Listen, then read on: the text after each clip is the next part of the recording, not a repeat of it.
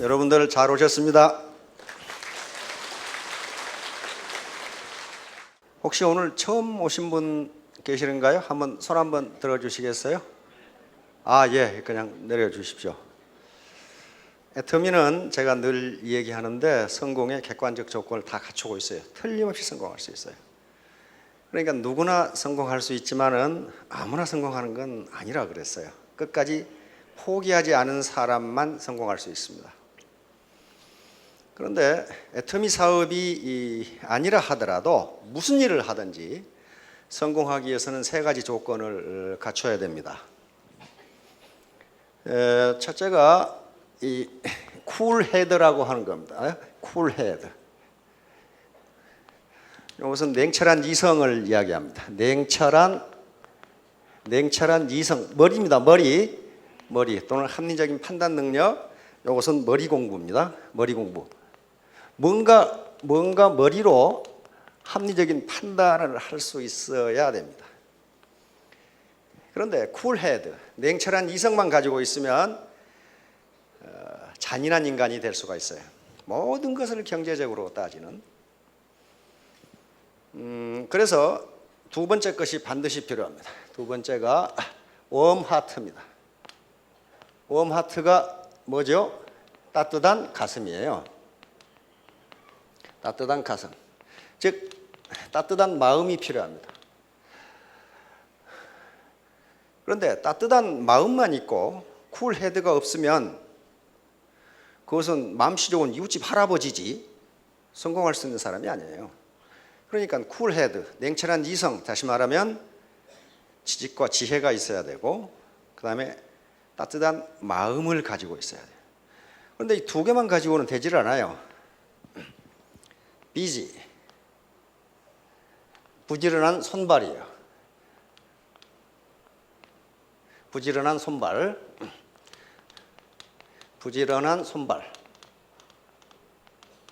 그러니까 이게 마음 공부고, 마음 공부, 이게 몸 공부입니다. 그러니까 머리로는 냉철한 이성이 있어야 되고, 즉 합리적인 판단 능력, 올바른 판단 능력이 있어야 되고, 누가 좋다더라 그러니까 하고 나쁘다더라 그건 판단 능력이 쿨헤드가 아니에요. 웜하트는 따뜻한 마음입니다. 나만 잘 먹고 잘 살자가 아니고 같이 잘 먹고 잘 살자. 그리고 이 사회와 대한민국에 기여하는 사람, 공헌하는 사람이 되죠. 이게 웜하트예요. 그게 손해가 아닙니다. 그렇게 해야 성공을 해요. 그런데 이렇게 머리만 쓰고 마음만 있다고 되는 게 아니에요. 손발이 부지런하지 않으면 그런 논팽이는 되지가 않아요. 그래서 세 가지가 어울려져야 성공합니다. 이건 애터미 사업뿐만 아니고 무슨 일을 하든지 세 가지가 어울려져야 됩니다. 부자가 되려면요, 자본을 가지고 있어야 돼요. 자본. 그러면 나는 자본이 없으니까 부자가 못 되겠네. 그런데 경제학자들이 생각하는 자본에는 종류가 여러 가지가 있습니다. 자본, 캐피탈이라고 하는 건데요. 자본, 캐피탈. 우리가 통상 자본이 없다고 하는 것은 경제 자본을 이야기합니다. 돈도 없고, 건물도 없고, 땅도 없고, 뭐 주식도 없고, 로열티 받을 것도 없고, 그건 경제 자본이 없는 거예요.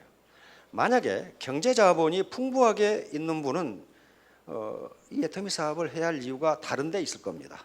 여기 경제 자본을 충분히 가진 분이 있어요. 저 알고 있어요. 수백억을 가진 분이 있습니다. 근데 이거 해요.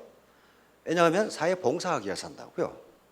그런 분이 있지만 대부분은 충분한 경제 자본이 값을 가지고 있지 않아요. 그러면 나는 자본이 없으니까 부자가 못 되겠네.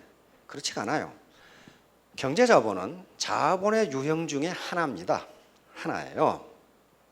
그러면 자본이라는 것을 갖지 못하면요, 결코 돈을 벌 수 없습니다. 뭔가 자본을 가져야 돼요. 그러면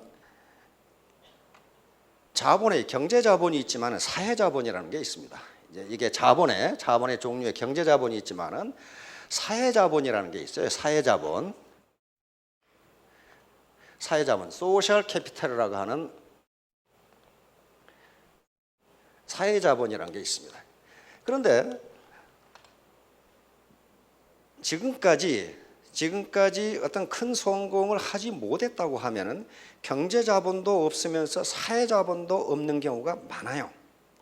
사회자본은 쉽게 말하면 소셜 네트워크입니다. 자기의 사회 그물망이에요. 사회 그물망. 여러분들 그런 말 혹시 들어보셨어요? 어디 뭐 퇴직한 전직 장관 또는 퇴직한 어떤 대법관의 누가 전화 한 통화를 했더니 변호사 비용이 변호사료가 1억이었다. 그런 말 들어봤죠? 그분은 그 전화 한 통화에 1억의 가치를 창출한 사람이에요. 왜 그러겠어요? 그분이 전화하면 문제가 해결될 수 있는 소셜 네트워크를 가지고 있어서 그래요. 소셜 네트워크를 가지고 있어. 모든 인간은 자기 사회자본을 가지고 있습니다. 즉 사회 그물망, 소셜 네트워크를 가지고 있어요. 그런데 성공을 못한 사람들은 주로 돈이 안 생기는 네트워크를 가지고 있어요. 술 친구라든가 무슨 뭐 등산 친구라든가 낚시 친구라든가 그 네트워크예요. 네트워크라고요. 근데 실친구한테 전화해가지고 1억이 나옵니까? 나오질 않아요. 모든 사람들은 사회적 그물망, 소셜 네트워크를 가지고 있어요. 가지고 있는데 그 네트워크의 퀄리티가 질이 전부 달라요. 그래서 어퍼크로스에 있는 네트워크는요, 서로 전화 몇 통화만 해도 황금 같은 정보가 왔다 갔다 하는 네트워크를 가지고 있어요. 그러니까 그 네트워크를 가지고 있는 분들은 항상 많은 소득을 올리게 돼 있어요. 그런데 골목에서 구멍가게를 한 분도 네트워크를 가지고 있어요. 뒷집 아줌마, 저희 개주 뭐 이렇게 가지고 있는데 돈이 안 생기는 네트워크라니까요. 그건 네트워크예요. 따라서 어떻게 하면 내가 경제자본이 없어. 땅도 없고 주식도 없고 현금도 없고 뭐 로얄티 받을 것도 없고 아무것도 없는데 그러면 내가 부자가 되려면 뭔가 자본을 가져야 되는데 우리가 가질 수 있는 자본이 소셜 네트워크예요. 사회자본이라고요. 다른 자본이 많이 있습니다. 문화자본, 상징자본, 문화자본 같은 경우 예를 들면 하버드를 나왔다. 내가 판검사다. 그것은 그 직책만 가지고도 돈이 붙게 돼 있어요. 그것은 붙게 돼 있다고요. 그런 자본을 지금 가질 수가 없어요.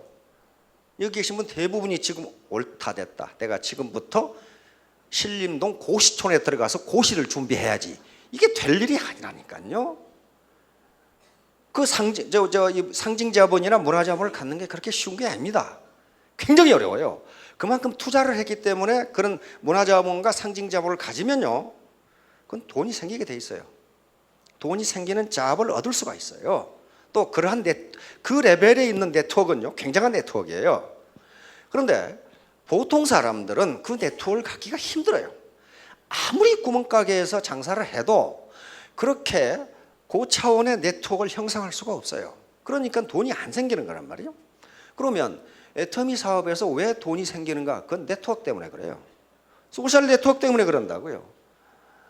다른 건 뭐 있어요? 내가 갑자기 똑똑해지는 것도 아니고 내가 갑자기 서울대학을 졸업한 것도 아니고 내가 갑자기 박사학위를 받는 것도 아닌데 왜 돈이 생기냔 말이에요. 그것은 자본이 늘어서 그래요. 자본, 네트워크라는 소셜 네트워크라는 자본이 늘었기 때문에 그 자본이 생산성을 발휘한 것뿐이에요. 그래서 1920년대 하버드 대학에서 이 네트워크 마케팅 기법을 발표했을 때 이건 기가 막힌 기법이라고 하버드 대학 교수가 이건 21세기에나 이 기법이 나올 거라고 얘기했는데 20세기에 나왔잖아요. 그것은 일반 서민이 자본을 가질 수 있는 유일한 방법이기 때문에 그래요. 소셜 네트워크, 소셜 캐피탈이라고 하는 사회자본이라고 하는 자본을 가질 수가 있는 거예요. 그러면 여기에 네트워크의 한 멤버가 됐다는 것은 이미 소셜 네트워크에 들어오는 거예요. 자기 멤버가 됐잖아요. 그리고 상하 좌우로 네트워크가 지금 형성된 거예요. 그러면 소득은 무엇에 의해서 결정되느냐? 이 네트워크의 생산성에 의해서 결정돼요. 네트워크의 퀄리티, 질과 양에 의해서 결정된다고. 네트워크의 사이즈와 네트워크의 질에 의해서 결정돼요. 소득은. 고기를 잡으려면 그물이 필요한데 고기를 많이 잡으려면 그물의 크기가 커야 돼요. 그러나 그 그물이 약하면은 고기를 못 잡아요. 찢어져 버리면. 그러니까 애터미에 들어와서 나는 자본을 키우고 있다고 생각하고 어떻게 하면 내가 이 그물망 속에서 네트워크 속에서 하나의 그물코로 작용할 것인가, 단단한 그물코로 작용할 것인가가 중요한 거지, 나 혼자 고기를 찾겠다고 나서면 그 반드시 패가 망신해요. 그렇게 되지 않아요. 왜? 자기 하나는 네트워크가 될 수가 없어요. 그래서 오늘 제가 강의하려고 하는 게 재심 합력이라는 것은 네트워크를 어떻게 하면 크고 튼튼하게 할 것이냐 하는 문제예요. 네트워크가 없으면요 절대로 돈 못 벌어요. 자본이 없으면 못 벌어요. 그러므로 어떻게 하면 내 네트워크를 퀄리티, 질을 높이고 사이즈를 크게 할 것이냐 하는 문제와 관련되어 있어요. 자, 이 태도예요. 태도는 자석이다. 당신이 생각하는 것을 모두 끌어당긴다. 결국 성공은 태도에 달려 있습니다. 이 사람은 디스레일리라는 저명한 정치가죠. 나는 오랫동안 명상한 결과 다음과 같은 확신을 스스로 얻게 되었다. 확고한 목표를 지닌 인간은 그것을 반드시 성취하도록 되어 있다. 그것을 성취하고자 하는 그 의지를 꺾을 만한 것은 아무것도 없다. 그러니까 먼저 어떤 의지? 내가 반드시 성공하겠다는 의지를 가져야 됩니다. 네트워크 속에 들어있으니까 가만히 있어도 성공하더라? 그런 건 없어요. 그런 건 없습니다. 자기 인적 자본이에요.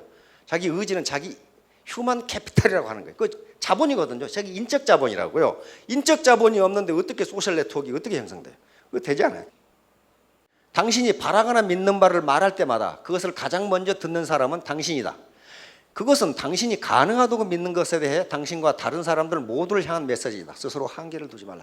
다시 말하면 다른 사람을 헐뜯고 다른 사람을 비난하고 부정적인 얘기를 했을 때 가장 먼저 듣는 건 자기라. 그런 말이에요. 자기. 그렇게 되면 부정적인 암시가 주어지면서 휴먼 캐피탈이 떨어집니다. 인적 자본이 떨어져요. 불평불만 많은 사람 치고 성공하는 거 보셨어요? 안 됩니다. 불평불만은 화장실에서 혼자 해도 자기는 들어. 헐뜯는 그 상대는 못 들어. 그렇잖아요? 누군가를 헐뜯으면은 자기가 먼저 듣고 자기가 헐뜯게요. 그래서 휴먼 캐피탈, 인적 자본이 감소되는 거예요. 그래서 성공 못해요. 그런 사람은 소셜 네트워크가 형성되지가 않아요. 자, 재심합력. 이것은 가지런할 제자입니다. 마음을 가지런하게 해서 힘을 합한다. 다시 말하면 많은 사람들이 같은 마음으로 힘을 합한다. 또는 많은 사람들이 마음을 합하여 함께 노력한다. 후한서에 나오는 얘기인데 한나라가 망하고 이제 후한 시대인데 중간에 왕망이라는 사람이 한나라를 넘어뜨리고 자기 신나라를 세우는데 그 신이 나지 않아서 또 망하는 거예요. 그런데 작은 군대를 가지고 있던 유수가 여러 사람과 힘을 합했더니 왕망의 군대를 격파하고 다시 후한을 세웁니다. 그러니까 다시 말하면 작은 힘이라도 많은 사람이 한 마음으로 힘을 합하면 큰 군대라도 물리칠 수 있다. 그런 말이에요. 그래서 재심동력 예기익장 그렇게 돼 있어요. 다시 말하면 재심합력 예기익장. 많은 사람이 같은 마음으로 힘을 합하면 예기익장, 그 날카로운 기운이 점점 커진다. 그게 네트워크예요. 그게 네트워크라고요. 각각의 분들은 힘이 약할지 모르지만은 힘을 합하면 엄청나게 커진다. 우리 보통 사람들이 살아가는 방법은 재심합력하는 수밖에는 없어요. 혼자 힘으로요 강한 사람들 당하지 못합니다. 자, 여기 좋은 예가 꿀벌과 말벌인데요. 꿀벌은요, 꿀벌 집 앞에 가면은 꿀벌이 많이 죽어있는 시체를 발견하는 경우가 있어요. 시골에 사는 분들은 가끔 이거 봤을 겁니다. 말벌이 공격해가지고 목을 전부 자른 거예요. 근데 말벌은 꿀벌의 독의 500배랍니다. 그러니까 독을 뭘로 생각하시면 되냐면 자본으로 생각하시면 돼요. 말벌을 어떻게 할 것이냐? 꿀벌은 합력하는 수밖에 없어요. 이게 묘하게도 꿀벌은 치사온도, 온도가 올라가는데 48도에서 50도인데 말벌은 44도에서 46도랍니다. 그래서 말벌이 공격하면 꿀벌이 수백 마리가 나와서 말벌을 이렇게 쏴. 그래가지고 말벌의 온도를 47도까지 올린답니다. 47도까지 올리면 말벌이 죽어버려. 그러면 자기는 1도 올라가면 죽으니까 얼른 풀어버려. 그 방법이에요. 다시 말하면 이건 1대1로 꿀벌이 말벌에 대항할 수 있는 게 아니에요. 여러분 개개인이 물론 여기에 엄청난 능력을 가진 분도 계시지만 대부분은 1대1로 유수기업의 인류기업의 사원들과 경쟁해서 이길 수가 없습니다. 그러나 힘을 합하면 자기보다 500배의 자본을 가지고 있는 사람도 이길 수 있다예요. 아프리카 초원에 이렇게 무리 뒤에 다니는 걸 봤죠. 동물의 왕국에서 혼자 다니는 놈은 죽어요. 그런데 이렇게 무리 뒤에 다니는 이유가 있답니다. 이게 생존 능력을 높여줘요. 세 가지 이유가 있다는데, 우선 여러 마리 중에서 사자나 이 포식동물이 한 마리만 잡아먹기 때문에 죽을 확률이 낮아진대. 그렇죠? 그래 계산 무지하게 잘하는 거죠. 죽을 확률이 낮아져. 그 다음에 짝을 찾기가 쉽대. 모여 있으면 짝을 찾기가 쉬워. 그 다음에 여러 마리가 모여 있으면 경고를 받기가 쉬워. 어떤 놈인가는 사자를 본다 이 말이에요. 그럼 튀면 같이 튀면 되거든. 이런 이유 때문에 항상 같이 다닌다. 바로 보통 사람들이 살아가는 방법입니다. 혼자는 살 수가 없어요. 물고기도 이렇게 해요. 물고기도. 작은 물고기는 이렇게 여러 마리가 합함으로써 큰 물고기에게 자기가 덩치가 크다는 걸 과시한답니다. 요놈이 공격하려고 그러니까 요놈들은 뭉치잖아요. 이 녀석이 보기는 이놈 무지하게 큰 놈 같거든. 이와 같이 보통 사람들은 힘을 합해야지 강한 사람들과 1대1로 대결 못합니다. 자, 뭉치면 살고 헤어지면 죽는다. 이 말은 우리 6.25 때 이승만 박사께서 말씀하셨던 건데, 이건 원래 벤자민 프랭클린이 한 얘기입니다. 벤자민 프랭클린인데, 벤자민 프랭클린은 미국의 건국의 아버지인데 대통령을 하지를 않았습니다. 대통령을 하지를 않았는데 그 사진이 백악관에 걸려 있어요. 그러니까 미국에서는 거의 대통령 취급을 해주는 분이에요. 미국인들이 가장 좋아하는 게 $100 지폐인데, $100 지폐에 벤자민 프랭클린 사진이 들어가 있잖아요. 이분이 버지니아의 한 신문에 그려놓고 join or die, 뭉치면 살고 흩어지면 죽는다. 흩어진다는 것은 이게 커뮤니케이션이 끊어지는 거예요. 그렇죠? 우리 이승만 박사께서 늘 얘기했어요. 우리가 뭉치면 살고 흩어지면 죽습니다. 코끼리 같은 짐승도 항상 같이 다녀요. 혼자 있으면 죽으니까. 자, 바로 join은 소통입니다. 소통. 이렇게 되면 안 돼요. 보지도 않고 듣지도 않고 말도 안 하겠다. 그리고 이렇게 커뮤니케이션이 되면 부자가 돼. 자, 재심합력과 집단지성. 우리는 애터미 사람들이 돈을 버는 것은 집단지성 때문에 그렇습니다. 자기 혼자의 지성으로 되는 게 아니에요. 집단지성, 컬렉티브 인텔리전스라는 개념은 바로 윌리엄 모튼 휠러 박사가 하버드 대학 교수인데요. 곤충, 개미를 연구하다 발견한 사실입니다. 개미가 한 마리 한 마리의 개미는 그 지성이 형편없는데 어떻게 집단을 이루면 지성이 좋아지는가, 지능이 좋아지는가, 그걸 연구하다가 초유기체라는 말을 만들어내고 집단지성이라는 말을 만들어낸 겁니다. 그러니까 집단이 발휘하는 요 벌이라든가 요 흰개미, 개미 집단에서 이 현상이 나타나는데, 오늘날은 사회적으로 이 현상이 나타나서 지금 시중에 가보면은 정치학, 경제학, 사회학, 철학 그 서적 중에 집단지성이라는 말이 많이 있고, 집단지성이라는 제목으로 책도 많이 나와 있어요. 바로 하나의 개체가 발휘하는 지성이 아니고 여러 개체가 마치 하나의 유기체처럼 행동하는 것, 이게 초유기체고 거기서 나오는 지성을 집단지성이라고 그럽니다. 그러니까 바로 애터미의 성공 조건은 집단지성이에요. 개인이 가지고 있는 휴먼 캐피탈은, 인적 자본은 그렇게 크지가 않습니다. 물론 매우 큰 사람도 있지만 상대적 개념으로 유수 기업의 사원들과 비교해서 휴먼 캐피탈이 자기 인적 자본이 그렇게 우위가 아니라고요.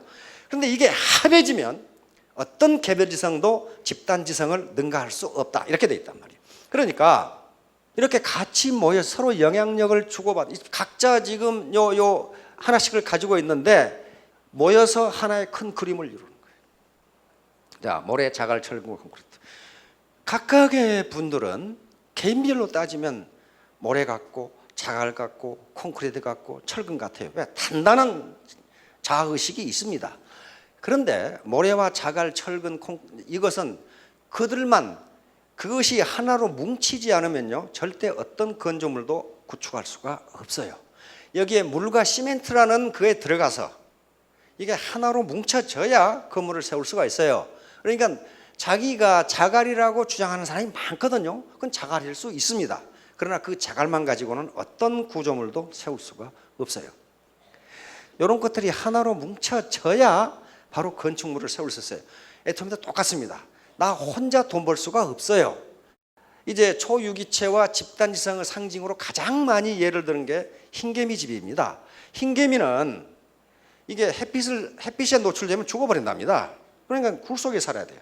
그런데 흰개미가 사는 곳이 어디입니까? 아프리카나 저쪽에 이 호주나 남미 팜파스 같은 그런 일교차가 무지무지 큰, 낮에는 40도까지 올라가고 밤에는 뭐 10도, 5도까지 떨어지는, 거기서 살아야 돼요.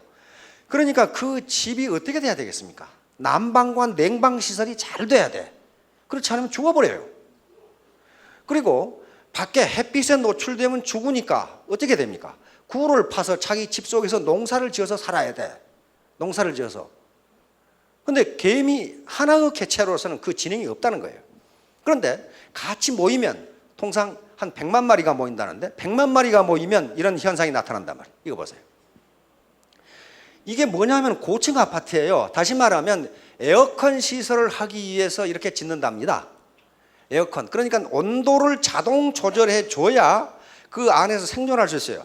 낮에는 40도, 밤에는 5도로 떨어지니까 이거 냉난방 시설을 하지 않으면은 그 죽어버려. 그리고 거기 농사를 지어야 돼. 버섯 농사를 진답니다. 안에서. 그래서 먹고 살아. 이런 것들이에요. 이런 것들. 자, 사람 키가 이 정도밖에 안 하니까. 그러니까 요것을 사람하고 비교했을 때 우리 63빌딩 높이랍니다. 이게. 그런데 여기가 지금 버섯 농사 지는 거예요. 이거.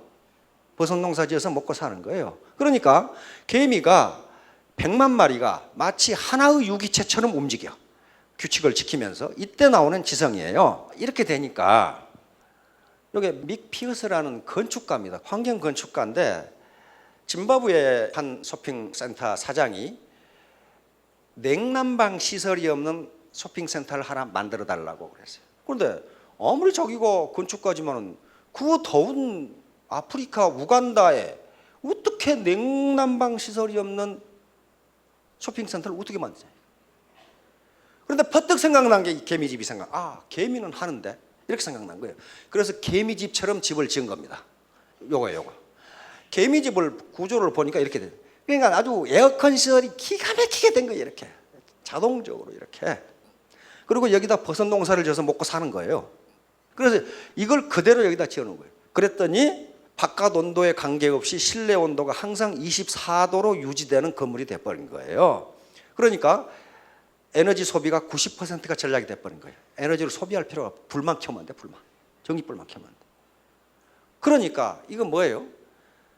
바로 집단지성이라는 게 이거단 말이에요. 흰개미 하나하나는 볼 것이 없지만은 100만 마리가 모이니까 이런 걸 만들어내버려요. 호주의 멜버른 시의회 청사입니다. 이번에 또 부탁을 했더니 역시 여기도 에너지를 전혀 쓰지 않은 90%를 절감해버리는 건물을 만들어버린 거예요. 이게 집단지성이에요. 바로 애터미 사업자들의 소득은 집단지성의 결과입니다. 다시 말하면 소셜 네트워크를 크게 만드는 게 집단지성이에요. 크게 만들어서 거기서 나오는 지성. 바로 돈은 자기가 똑똑해서 버는 게 아니고 당연히 논리적으로, 이론적으로, 학문적으로 맞는 거란 말이에요. 예, 집단지성을 발휘해서 돈을 버는 거고, 학자들은 뭐라고 말하냐면은 어떤 개별지성도 집단지성을 능가할 수 없다. 그래서 누구도 애터미 조직을 떠나면, 뭐 다른 조직도 마찬가지입니다. 떠나면 돈을 벌 수 없어요. 나는 이 반팽이하고 사업을 않겠다. 그러면 떠난 그놈이 반팽이에요. 왜? 개별지성은요, 집단지성을 능가할 수가 없습니다. 이렇게 한 덩어리 재심합력, 마음을 가지런하게, 마음을 한 마음으로 해서 힘을 합하면 성공할 수 있다예요. 자, 바로 온팽이는 반팽이 덕분에 돈을 봅니다. 온팽이를 뭐라고 번역할까 하다가 번역을 기가 막히게 한 사람이 나타나서 번역을 했어요. 풀 스마트. 반팽이는 하프 스마트. 근데 하프 스마트가 풀 스마트를 이긴다는 거예요. 자, 그러니까 자기가 똑똑해서 돈을 버는 게 아니라 자기가 반팽이라고 생각하는 집단이 있기 때문에, 이 소셜 네트워크가 있기 때문에 돈을 번다는 생각을 항상 해야 된다. 우리 속담에 벼는 익을수록 고개를 숙인다는 게 그겁니다. 진짜 온팽이는 자기가 반팽이처럼 이렇게 돼요. 근데 진짜 반팽인데 지가 온팽이라고 생각한 놈은 이 빈 깡통하고 똑같아요. 미국 사람들도 똑같이 생각하더라고. Empty cans make the most noise. 빈 깡통이 제일 시끄럽다. 그렇게 생각하는 미국 사람들이. 요게 온팽이라고 생각하는 반팽이들이 이런 짓을 가끔 해요. 해악을 끼치는 사람들. 재심 합력하지 않고 독불장군식으로 하는 사람들. 그 다음에 그렇게 되면 초유기체가 약화되고 집단지성이 약화돼서 소득이 저하되고 조직성장이 안 됩니다. 같이 해야 돼요, 같이. 그 다음에 2 내지 30%는 건달들이 있어요. 그렇게 부지런한 개미 집단도 학자들이 연구해 가면 20 내지 30%가 건달이랍니다. 맨날 놀고 먹어. 그놈들 일도 안 하고 놀고 먹는데 연구를 해보니까 학자들이 왕따를 당한다래. 그놈들은 또 왕따를 당해. 놀고 먹는 건달들이 있대요. 그런데 어떤 집단은 건달이 30% 이상 넘어가면 그 조직이 붕괴돼 버린다네. 건달이 30%를 넘어가면. 어떤 조직이나 건달이 있죠. 따라서 애터미도 건달이 30%를 넘지 않도록 굉장히 지금 신경을 쓰면서 관리를 하고 있습니다. 왜냐하면 가끔 건달이 나타나거든. 이런 사람들이 건달이에요. 원칙을 어기는 사람, 독불장군, 상습적으로 거짓말하는 사람, 입만 열면 거짓말하는 사람이 있어요. 시스템 불참자, 남을 헐뜯는 사람, 이런 사람, 특히 돼지클럽. 돼지클럽이 있어요. 돼지클럽 하나가, 돼지가 하나 들어가면은 그 조직이 다 망해버려. 아무것도 안 해. 나오지도 않고, 스폰서로서 컨설팅도 안 해주고, 파트너로서 나타나지도 않고, 그러면서 수당만 딸랑딸랑 따먹고 앉았어. 이게 돼지클럽이야. 배부른 돼지죠. 배부른 돼지. 그런데 그 조직이 얼마 안 있으면 망해버려요.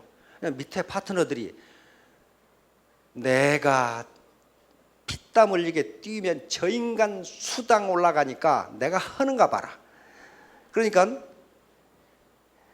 초가삼간 타는 것은 아까운데 빈대 잡는 게 속 시원하다. 그러니까 돼지가 하나 들어가면 그 밑에가 완전히 망해요. 근데 그 돼지는요, 자기가 똑똑해서 수당이 들어온 줄 알아. 하이, 몰라 저렇게 부지런히 해. 나처럼 가만히 있어도 수당 들어오는데. 진짜 돼지죠. 머리까지 돼지야. 그렇게 되지 않아요. 누군가가 땀 흘려 뛰어주니까 수당이 들어오는 거예요. 그런데 그것은 마치 자기가 똑똑해서 수당이 들어온 것처럼 그렇게 생각하는 돼지들이 가끔 있어요. 자, 집단지성의 황소무게 추측. 이것은 유명한 일화인데요. 바로 프랜시스 골턴이라고 하는 사람이 있습니다. 이 사람은 우생학자, 우생학이라는 것을 만든 사람입니다. 우생학은 아주 끔찍한 학문입니다. 우생학은 인간이 우등한 인간과 열등한 인간이 나면서부터 다르니까 우등한 인간은 얘를 많이 낳게 해서 늘리고 열등한 인간은 멸종을 시켜버려야 된다고 주장한 게 우생학이에요. 우생학이라고요. 그게 히틀러나 과거 일본 군국주의자들이 주장했던 게 우생학입니다. 아주 끔찍한 학문이에요.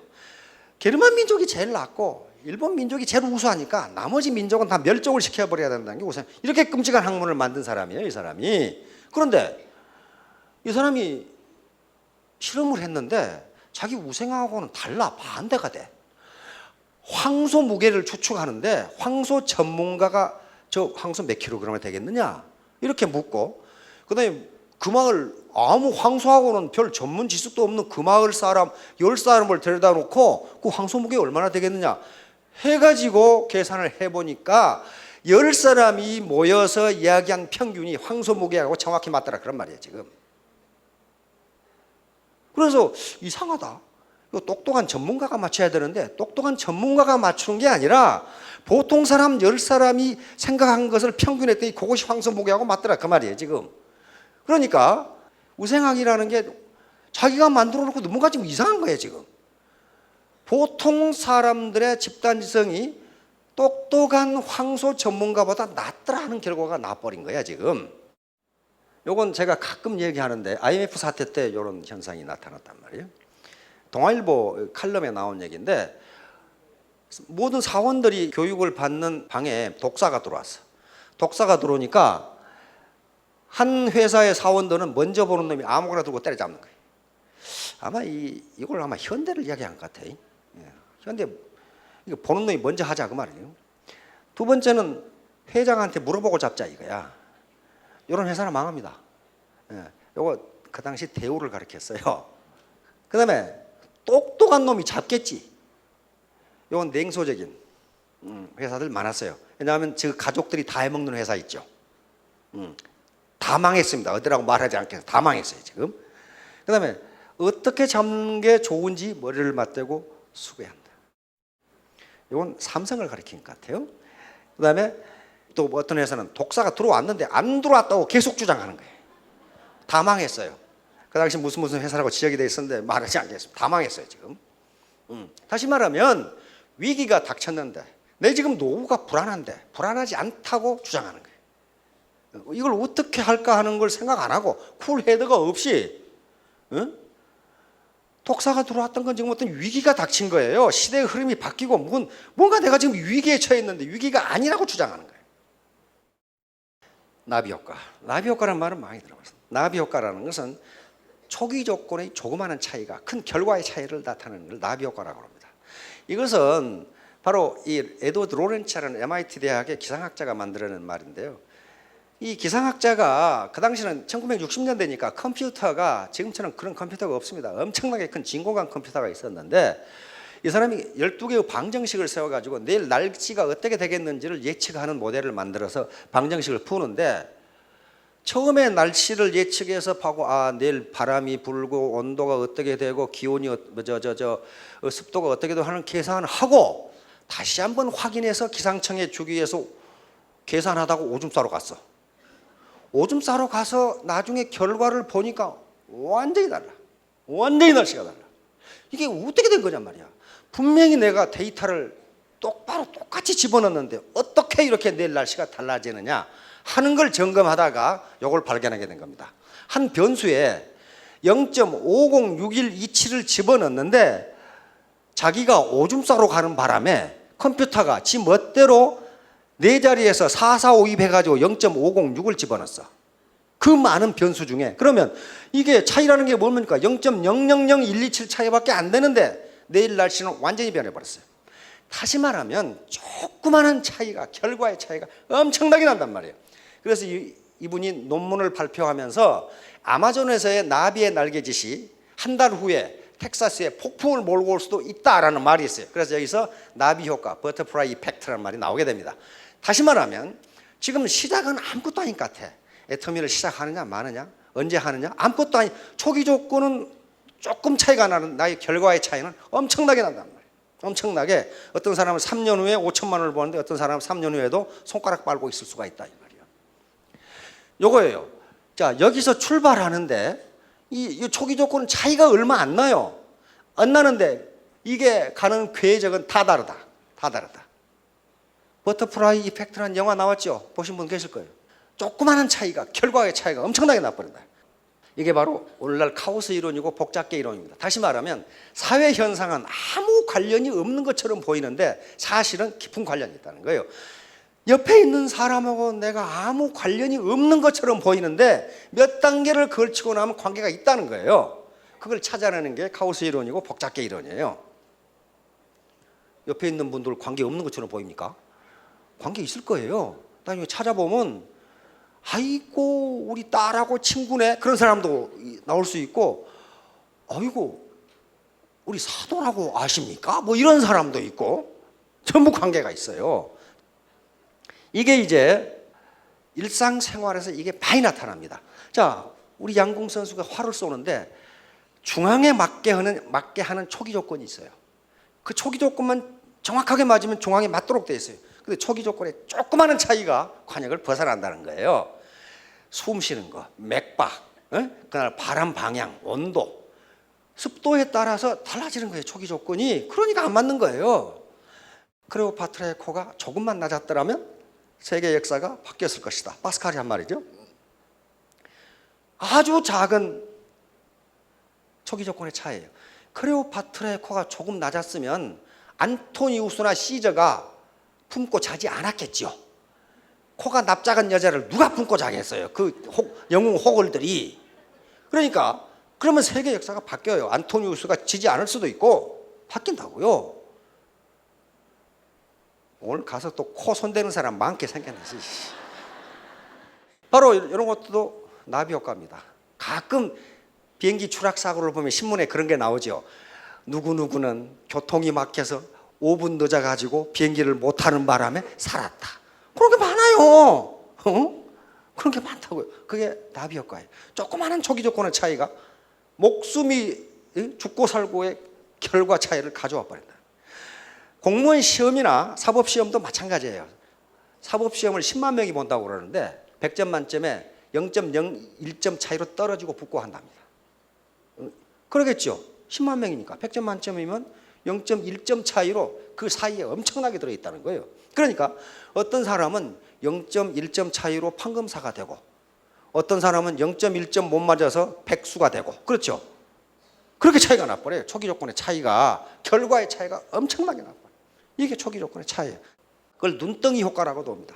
조그마한 눈덩이, 어린애 주먹만한 눈덩이를 처음에는 아무것도 아니야. 그런데 구르면 나중에 어른이 들 수 없는 무게가 돼버려요. 그게 애터미 사업이에요. 처음에 아무것도 아니에요. 수당 7만 원, 5만 원. 그걸 무시하고 떠나버리면 그걸로 끝나요. 그러나 계속 굴리면은 들 수 없는 무게가 돼. 이걸 눈덩이 효과, 스노우볼 이펙트라고 합니다. 기하급수. 이것 때문에 돈을 벌어요. 기하급수의 원리가 작동합니다. 이것은 애터미에만 작동할 수가 있어요. 왜냐하면 이게 기하급수 원리가 작동하려면 그만한 조건이 있어야 돼요. 요겁니다. 가끔 예를 들죠. 구두쇠 사장이 임금을 주기 싫어하니까 어떤 젊은이가 나타나서 저는 임금을 오늘은 1원만 주시고 내일은 2원 주시고 모레는 4원 주시고 구두쇠 사장이 가만히 생각해보니까 3,000원이면 되겠거든? 우리는 그러자고 그랬어요. 그런데 보세요. 3,000원이면 되는지. 이게 10하루째입니다. 10하루가 지나도 1,000원밖에 되지 않아요. 그렇죠? 그러니까 우리는 산술급수에는 능하지만은요, 기하급수에는 능하지가 않아요. 그러니까 열흘까지는 계산해보면 1,000원까지밖에 안 되니까 3,000원이면 되겠네. 그렇지가 않아요. 그런데 여기 20일입니다. 20일이 지나도 52만 원밖에 안 돼요. 그런데 그 뒤부터 문제가 돼요. 21일이니까 100만 원. 여기에 30일이 되니까 5억 3,687만 910원이 된단 말이에요. 31일째는 10억이 돼요. 그러니까 기하급수가 크게 작동하려면은 어떻게 돼야 됩니까? 무한단계 마케팅이 가능해야 돼요. 일정 단계에서 여기 20단계에서 끊어버리거나 10단계에서 끊어버리면요 이것밖에 안 돼요. 그것밖에 안 돼요. 그러나 거의 대부분 회사가 한 10단계, 20단계 끊어버리죠. 안 주죠. 왜? 이렇게 늘어나거든요. 근데 애터미는 1000단계까지도 해줘. 1000단계. 그러니까 기하급수가 가능하다는 거예요. 마찬가지 복사지를 50번 접으면 얼마가 되느냐. 많이 써준 사람은 1000장까지는 되겠지. 그렇지 않다고 그랬죠. 우리 복사지 50번 접으면요 지구에서 달까지 거래요. 수학은요 절대로 거짓말을 하지 않습니다. 사람은 거짓말을 할 수 있지만 과학은 특히 수학은 거짓말을 하지 않아요. 그런데 이게 기하급수예요. 요것 때문에 돈을 버는 거예요. 부업으로 하는 경우에도 마찬가지입니다. 부업으로 하는 경우 1년 내내 고생해서 수당 20만 원 받았다. 이것도 못할 분 계신가요? 1년 내내 뛰었더니 수당 20만 원 나오더라. 그럴 수 있어요. 그러나 그 속도로 뛰면 기하급수가 됩니다. 그러면 7년 후에는 1280만 원이 된단 말이에요. 7년 후에. 그리고 8년 후에는 2560만 9년이면 딱 돼요. 5천만 원이 딱 되잖아요. 내가 못 참겠다. 내일 당장 하겠다. 그렇게 되지 않습니다. 눈덩이 효과는 눈을 굴려야 커져요. 길이당금. 길이당금은 그 날카로움이 새를 끊을 수 있다. 이건 주역에 있는 말입니다. 이인동심 길이당금. 두 사람이 마음을 함께하면 그 날카로움이 새를 끊을 수 있다. 아까 재심합력하고 맥이 통하는 말입니다. 이건 주역에 있는 말인데 그렇다면 두 사람 말고 다인동심, 네트워크, 애텀이라는 네트워크에 여러 사람이 합심을 하면 기적을 이룰 수 있어요. 그래서 월천댁, 이천댁, 오천댁이 된다는 얘기예요. 여러 사람이 힘을 합하니까 2인 동심이면 두 사람이 마음만 하면도 새를 끊는데 여러 사람이 다인 동심이면 기적이 일어나죠. 집사광. 이건 제갈량이 한 말입니다. 제갈량은 신출귀몰하는 지혜를 진 사람이에요. 그런데 승상으로서 우리 같으면 국무총리죠. 일을 볼 때 항상 밑에 사람들에게 내가 하는 정책이나 말이 틀렸으면 의견을 얘기하라고 그랬어요. 그런데 밑에 한 말단 관리가 계속 승상의 정책이 틀렸다고 얘기하는 거예요. 그 사람 불러가지고 기합을 준 게 아니고 바로 이 사람처럼 되라고 글을 쓴 거예요. 상을 내린 거예요. 다시 말하면 한 사람의 생각으로는 안 되니까 여러 사람의 생각을 합하면 이익이 점점 커진다. 그런 말이에요. 제갈량이 글을 찐데 우리가 뭐라고 혼자 잘났다고 그러겠어요. 제갈량이 그러는데 태도가 중요하다. 여기서 무슨 높은 IQ나 높은 학력을 요구하는 게 아니고 태도는 여기서 멘탈 애티튜드입니다. 자기 정신 자세예요. 가장 중요한 것은 내가 반드시 성공하겠다라는 의지가 중요하고, 무엇 때문에? 사랑하는 사람이 있어서, 또는 사회 봉사하기 위해서, 자녀 교육을 위해서, 뭔가를 위해서, 하여간 부모를 잘 모시기 위해서 등등 뭔가 간절한 마음이 있어서 반드시 성공하겠다는 마음가짐, 그게 애티튜드입니다. 나쁜 태도는 뻥커난 타이어와 같다. 만일 당신이 그걸 갈아 끼우지 않는다면 당신은 결코 아무 데도 갈 수 없다. 즉 태도, 정신 자세가 안 돼 있는데 어떻게 성공을 하겠냐 말이에요. 그걸 갈아치우지 않으면 결코 성공할 수 없다는 얘기입니다. 요거예요. 이렇게 빵꾸 나가지고 어딜 가겠냐 말이에요.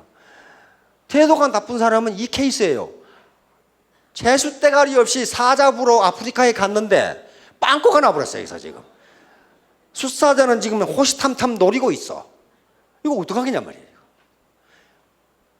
요 숫사자들이 뭐냐 하면은 노후 빈곤이야. 이거 빈곤이 쫓아오고 있는데 빵꾸가 났어. 태도가 불량해서. 그러면 이거 도망갈 수가 없어요. 이겁니다. 애티튜드가 100점이, 영어 알파벳 순서를 하면 100점이 됩니다. 그런데 보세요. 어빌리티, 능력은 1%가 필요합니다. 자기 능력이 제로다, 이것도 또 문제가 돼요.